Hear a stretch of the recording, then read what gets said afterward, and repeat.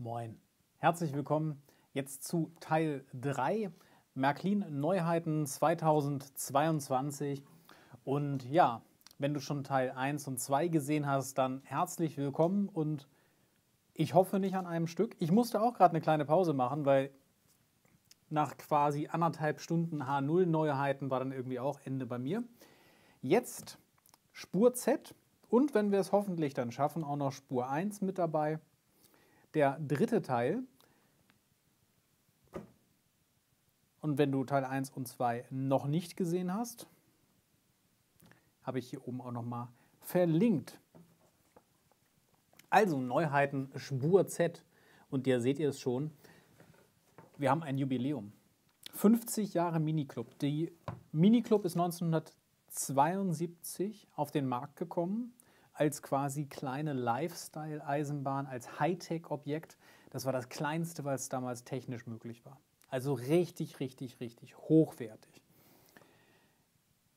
Ich habe selber ja eine Miniclub Spur Z geerbt vor einigen Jahren und das hat mich so quasi zurück zur Modellbahn gebracht. Und ich finde, diese kleinen Lokomotiven, das hat total was. Das, auch wenn man das in Bewegung sieht, eine H0-Lokomotive, von der erwartet man quasi eine Bewegung oder auch von einer Gartenbahn, LGB oder sowas, aber von dieser kleinen Spur Z, das hat was ganz Spezielles.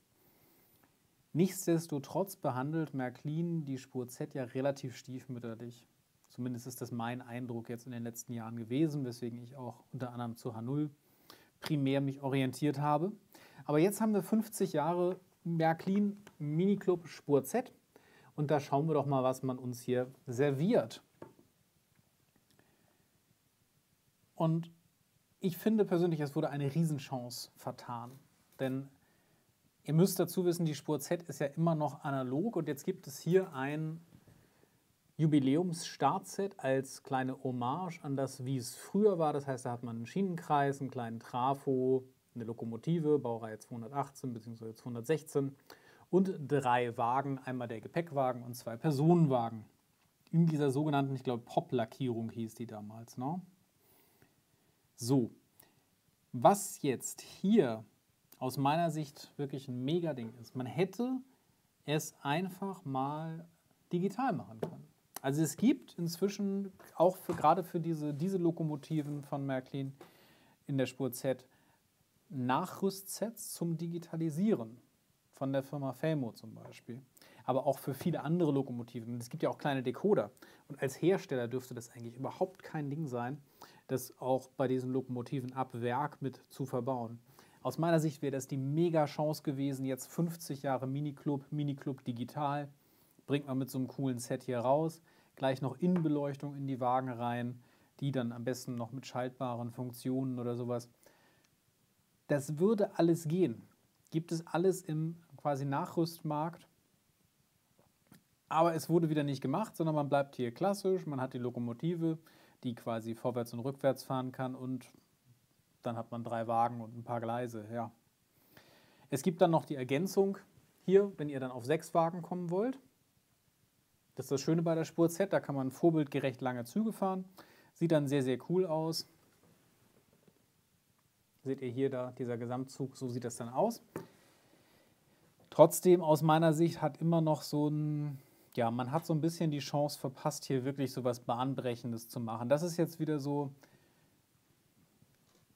der Standard.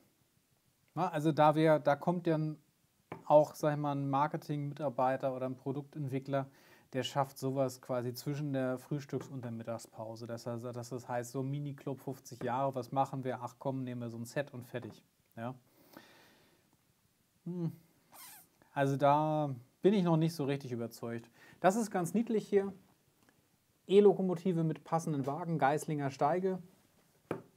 Ist die Baureihe 194. Das ist ein richtig cooles Modell, glaube ich. 269 ist natürlich für so eine Mini-Lokomotive wieder echt eine Ansage, weil das Ding ja gar nichts kann. Also das hat LED, Spitzensignal und einen Motor und sonst nichts. Keine weiteren Funktionen. Also insofern, aber ich glaube, die Lokomotive wird schon ganz cool. Und vor allen Dingen, weil es ja auch ein passendes Original dazu gibt, das sah so aus. So, dann gibt es das Insider-Modell. Das ist die V320, haben wir im ersten Teil gesehen als H0-Modell der Firma Wiebe. Hier jetzt als Diesellokomotive für die Insider. Man hat auch wieder eine LED-Beleuchtung und einen Motor. Hier gibt es aber noch eine Maschinenraumbeleuchtung und eine Führerstandsbeleuchtung. Die sind ja allerdings wieder nicht schaltbar. Also auch bei dem Modell hätte sich das wieder total angeboten, von Werk aus einen Decoder damit reinzupacken. Und es kann eigentlich auch nicht die Aufgabe sein, an eine Mobile Station, die man zu so einem Startset mitgibt, ein 12-Volt-Netzteil ranzuhängen. Weil mehr braucht ihr nicht. Und dann könnt ihr auch eine Spur Z digital fahren.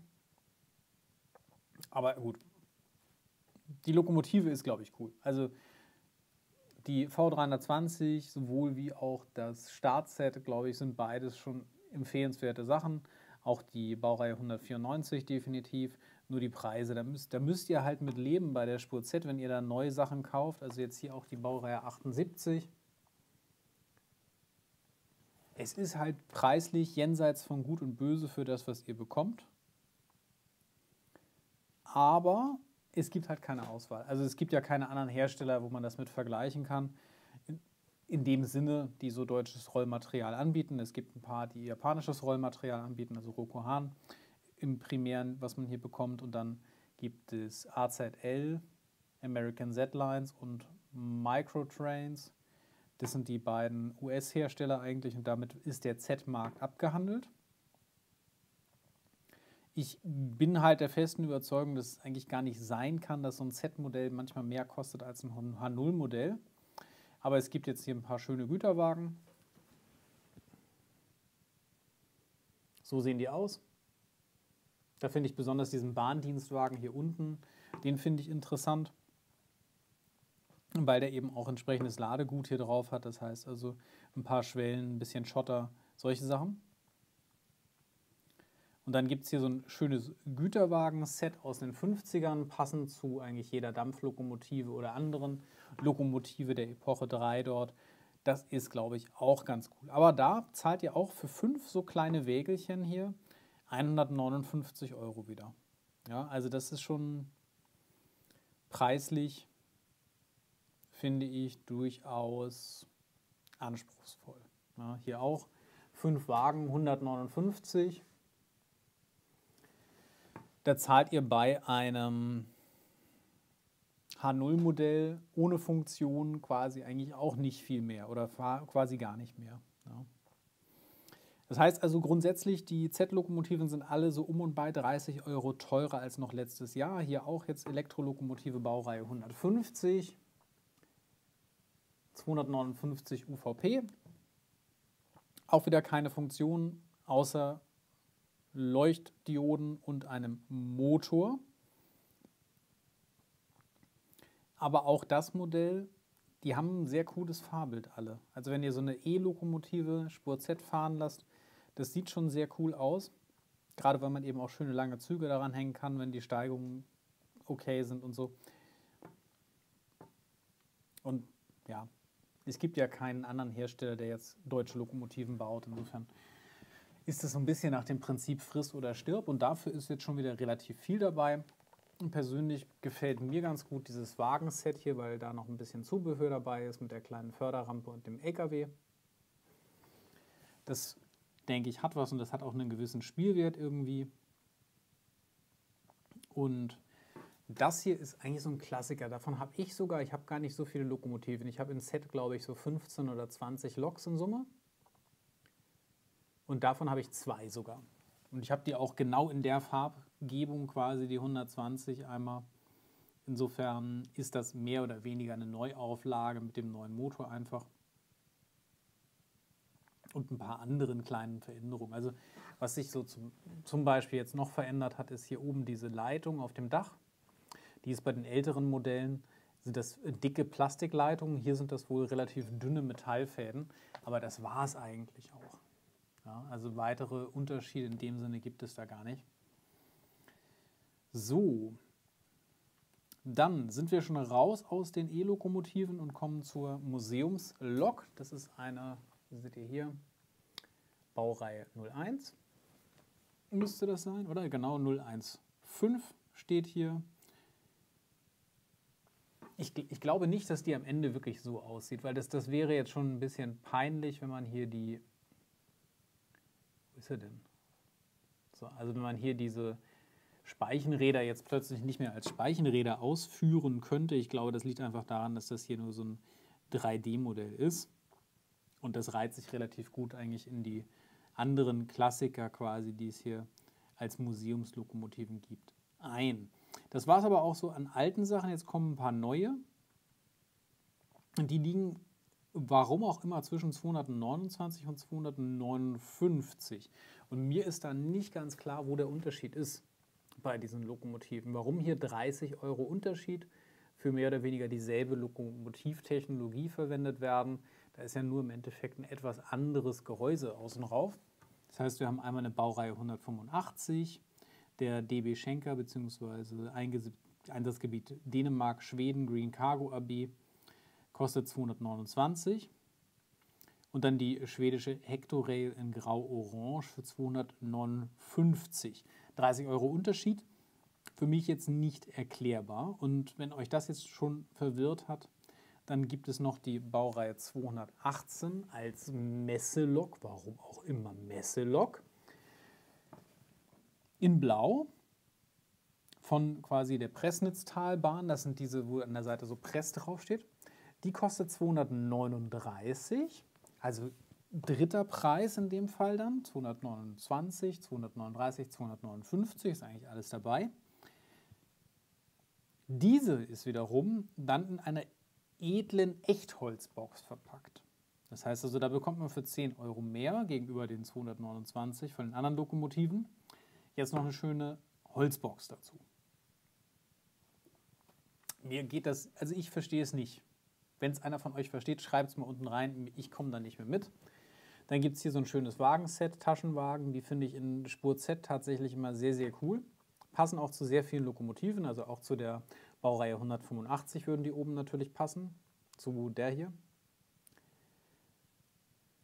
Aber diese kleinen Sattelauflieger machen in Spur Z wirklich was her, weil man davon eben viele hintereinander haben kann. Ich habe leider nicht so viele, aber es ginge. Ja, und dann, anstatt was Ordentliches zu machen und die Spur Z zu digitalisieren, hat man sich gedacht, Mensch, wir haben doch noch Formen rumliegen. Und zwar gab es ja letztes Jahr, erinnert ihr euch, es gibt ja hier immer diese Bronze-Feingussmodelle.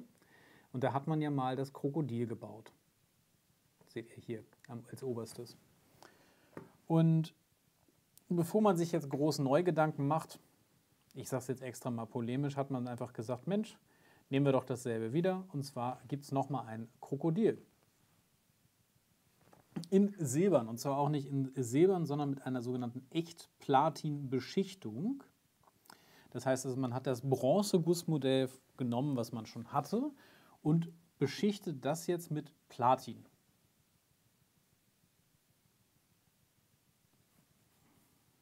Ja, mehr kann ich dazu jetzt nicht sagen. Das ist das Jubiläumsmodell 50 Jahre Mini-Club. So, ich hätte mir gewünscht, dass man die Mini-Club digitalisiert ins 21. Jahrhundert bringt, irgendwie sowas. Das war anscheinend etwas zu aufwendig. Genau, und dann gibt es hier nochmal ein weiteres Modell. Das ist ja auch die, glaube ich, gleiche Lokomotive, die in der Startpackung H0 vorhanden war. Müsste im ersten Video drin sein tatsächlich. Die gibt es jetzt hier auch in Z. Und die hat als Funktion, ja, eigentlich auch nichts, aber es gibt eine Nachbildung der Führerstandseinrichtung. Das ist auch schon mal was. Dann haben wir nochmal eine Baureihe 64 aus Österreich. Da oben. Und ein Kesselwagen-Set passend dazu, der ÖBB, für 109 €.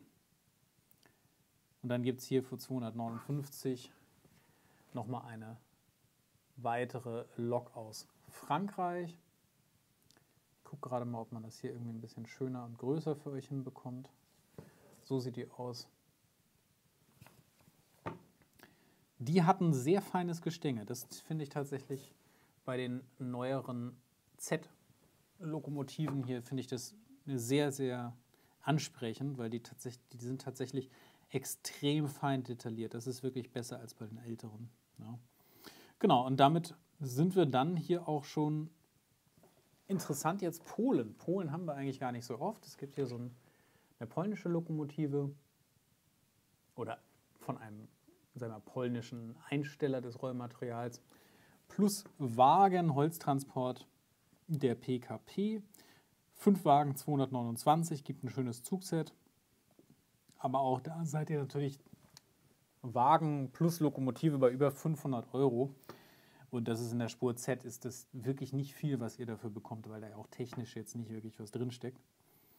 Dann gibt es hier nochmal ein Set USA. Union Pacific. Wagen und passende Lokomotive. Hier ganz interessant, die Lokomotive ist jetzt in Zusammenarbeit mit der Firma AZL, das heißt also American Z-Lines, hatte ich eben kurz erwähnt. Und die hat einerseits Haftreifen und andererseits sind in der Regel diese AZL-Lokomotiven auch schon auf einen Digitaldecoder vorbereitet von der Platine her. Ich weiß nicht, ob man das jetzt hier auch so gemacht hat und die Standardplatine übernommen hatte. Dann müsste man diese Lokomotive schon AZL-herstellerseitig relativ leicht mit einem Decoder ausrüsten können. Ja, und dann gibt es noch einen Osterwagen in Spur Z. Und für 22,90 das Buch Alles über die Spur Z, großer Miniclub-Ratgeber.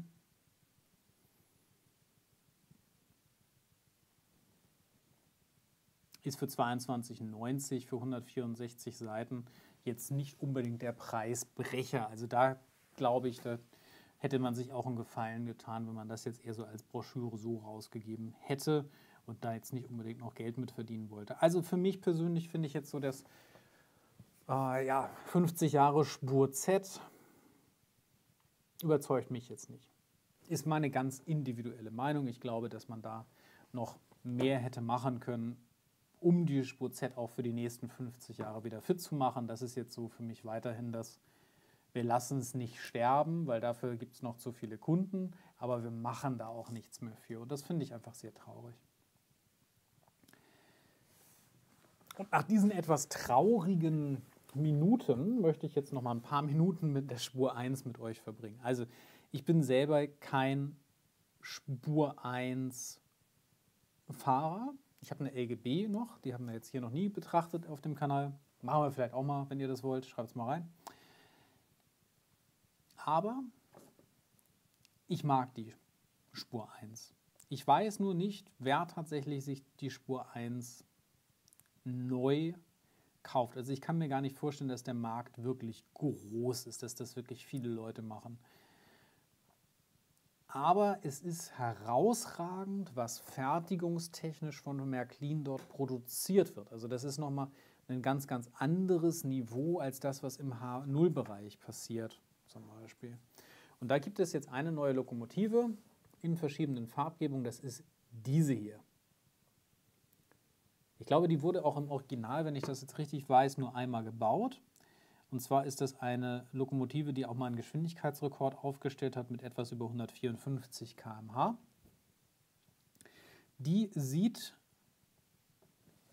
so soll sie dann im Original aussehen. Ja. Gibt es in verschiedenen Farbgebungen. Also gibt es in der Originalfarbgebung der, hier ist mal ein ganzes Bild. So. Das rockt, oder? Also die Lokomotive hier, wow. Haut mich vollkommen um. Gibt es da nochmal in etwas rötlicher hier. Da finde ich die Farbgebung finde ich auch total sexy. Und dann gibt es die hier so in schwarz-rot. Das finde ich ein bisschen langweilig. Das ist die normale Reichsbahngesellschaft später quasi. Das Ganze wurde schon, ich glaube, Ende der 1920er wurde die wieder aus dem Betrieb rausgenommen, weil das so ein Einzelstück war, diese Baureihe 15, als die sie dann eingestellt war, wenn ich das jetzt richtig im Kopf habe. So steht es hier, glaube ich, auch in etwa. Was kann das Modell? Also das Modell hat hinten die Kohle im Tender, die senkt sich mit der Zeit ab. Das heißt also, je länger ihr fahrt, desto weiter geht es runter. Dann gibt es eine Heizerfigur hier drin, die bewegt sich, die schaufelt und die Klappe zum Kohle reinschaufeln, zur Feuerbüchse, die öffnet sich. Das heißt, ihr könnt das digital schalten, dann öffnet sich die Klappe, dann fängt er an zu schaufeln und hinten geht die Kohle im Tender mit der Zeit weiter runter. Dazu kommen dann noch die ganzen, in Anführungszeichen, üblichen Funktionen. Das heißt also, was sind übliche Funktionen? Also das sind diese ganzen Rauchfunktionen, Dampffunktionen, das ist da so, wie ich das hier verstanden habe, alles mit dabei. Und erstmalig digital schaltbare mehrfarbige Feuerbüchsenbeleuchtung, flackern, mit motorisch bewegter Feuerbüchsenklappe und sich drehender Heizerfigur. Das ist das, was ich eben erwähnt habe. Und die anderen Funktionen sind hier alle gar nicht im Detail aufgeführt. Also auf jeden Fall gibt es die so wie ich das jetzt sehen kann, hier vier Farbvarianten sind geplant. Ja. So sieht die aus. Wenn ihr das Original sehen wollt, die müsste auch im Verkehrsmuseum in Nürnberg stehen.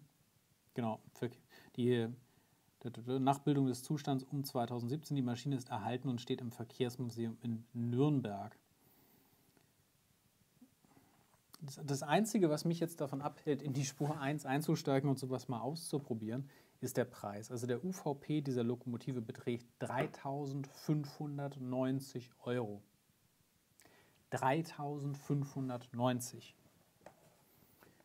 Gut, dafür bekommt ihr aber auch diesen Trumm und der ist echt groß. Also Spur 1 hat ja schon eine gewisse Größe. Die fahren ja auf LGB-Gleisen, Maßstab 1:32. Also die müsste schon so lang, müsste die ungefähr sein. Und ordentlich etwas wiegen, so 5-6 Kilo bestimmt. Steht hier leider alles gar nicht. Ist wahrscheinlich auch noch gar nicht fertig, das Modell, dass man das überhaupt weiß. Also ja, durchaus überzeugend. Genau, dann war das eigentlich schon das, was es aus der Spur 1 gibt. Wenn ihr jetzt sagt, ihr wollt Spur 1 was machen, ihr könnt euch das aber nicht leisten.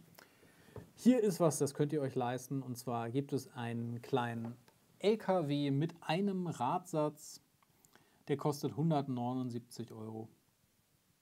Den können wir uns auch alle als Nicht-Spur-1-Fahrer leisten auf jeden Fall.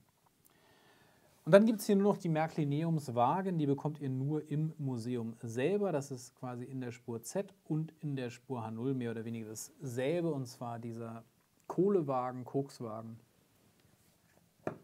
der Göppinger Stadtwerke. Ach, und Spur 1 gibt es den auch noch. Dann gibt es hier noch am Ende so ein bisschen Werbung für das Märklineum und dann nochmal der Blick auf die Insider-Jahreswagen hier. Das heißt, wir haben hier einmal den Wagen mit dem Bremserhäuschen hier, den G10 mit Bremserhaus, genau. Und dann haben wir einen Güterzug-Gepäckwagen als H0 Wagen. Und damit sind wir hier schon durch. Jetzt kommt hier nur noch so Artikelnummernverzeichnis, Tag der offenen Tür und sowas. Wenn du also jetzt alle 3 Teile von Teil 1 bis jetzt geschaut hast, dann hast du meinen Respekt. Wenn du es in der Zeit jetzt verpasst hast, hier einen Abo-Button zu drücken, dann sollten wir uns ernsthaft unterhalten, warum du so lange meine Videos guckst, aber nicht abonnieren möchtest. Schreib mir das dann bitte unten mal rein, was dich dann davon abhält. Ich glaube aber, dass mir jetzt eh gar keiner mehr zuhört. Ich bin jetzt hier eine Stunde H0, nochmal 20, 25 Minuten H0, jetzt nochmal 25 Minuten. Boah, was ist mein Fazit jetzt aus diesem Katalog, aus diesen Neuheiten? 143 Seiten Neuheiten ist mal für sich genommen schon absoluter Brecher. Es sind viele tolle Sachen dabei. Die Preise sind in Summe wirklich schon echt anspruchsvoll. Was mir hier einfach fehlt bei den Neuheiten, ist jetzt so ein Mittelbau gerade. Und speziell bei der Spur Z, die wir uns jetzt in diesem Video angeguckt haben, habe ich nicht das Gefühl, dass man hier die 50 Jahre als Chance wahrgenommen hat, zu sagen, wir bringen jetzt die Spur Z ins 21. Jahrhundert, obwohl das schon seit 20 Jahren läuft, sondern man macht einfach so weiter wie bisher. Und das finde ich ein bisschen schade. So viel für heute. Ich habe mich sehr gefreut, dass du dabei warst und ich würde mich noch viel mehr freuen, wenn du beim nächsten Mal wieder mit dabei bist. Bis dahin, bleib gesund und ich freue mich einfach auf den Austausch mit euch hier in der Kommentarsection jetzt. Bis dahin, macht's gut, danke, ciao.